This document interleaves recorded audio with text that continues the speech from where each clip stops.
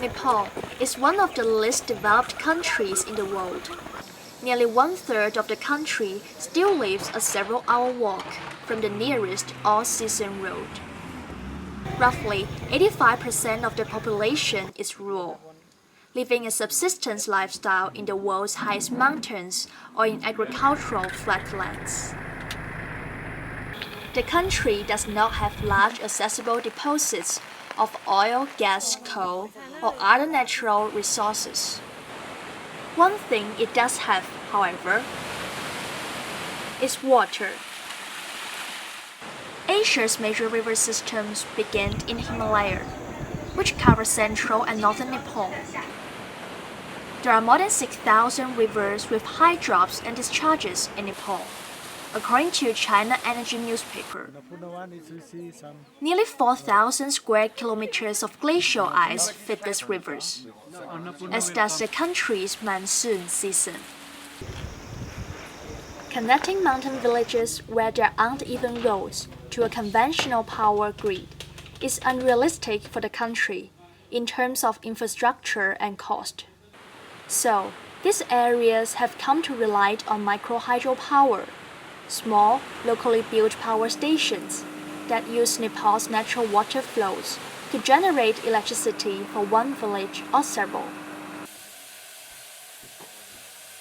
Having power has brought many changes to these traditional mountain areas.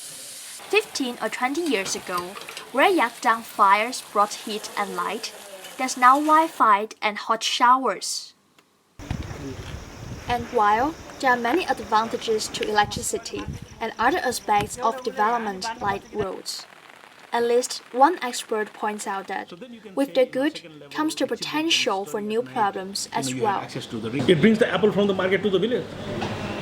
Because villagers, people don't know that roads are two-way. You think road is one way. The second thing it brings is HIV. The third thing it brings is plastic bag.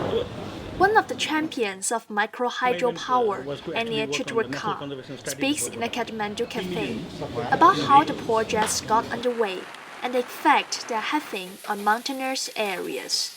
So then you can say, second level, like children can study at night, you have access to the radio, you have access to the communication.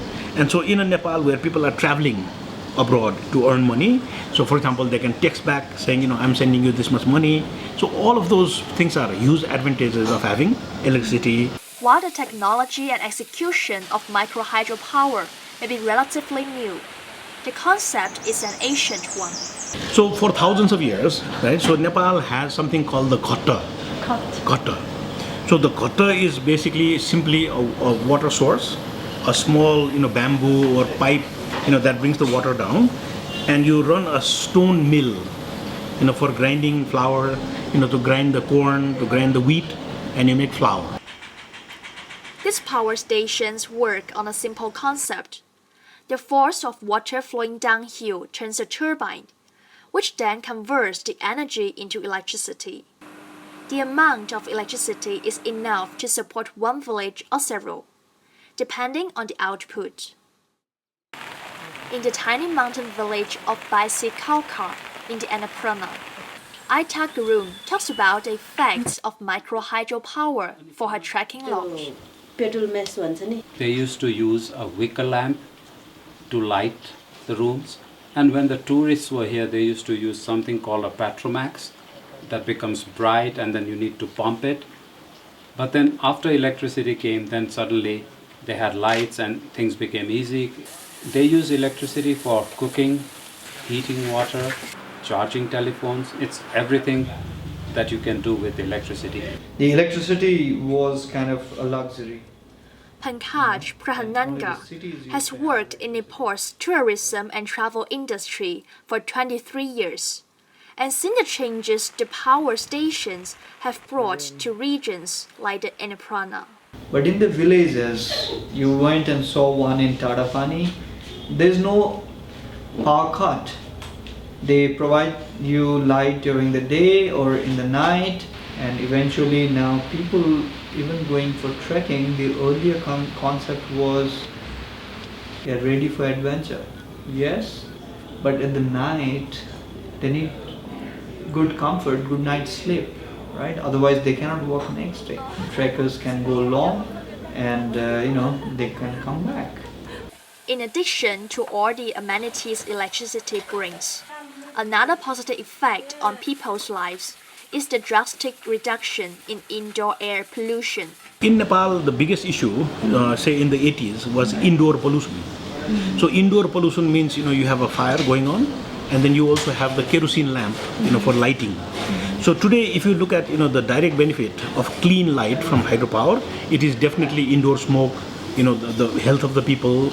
Just the fact that your clothes, everything is clean, is hygienic.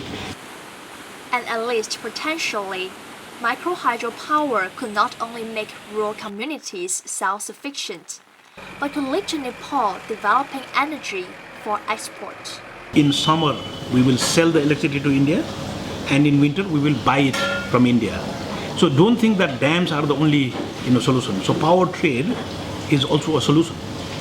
So the power trade allows you to have electricity in winter that you traded in the summer when you had a surplus.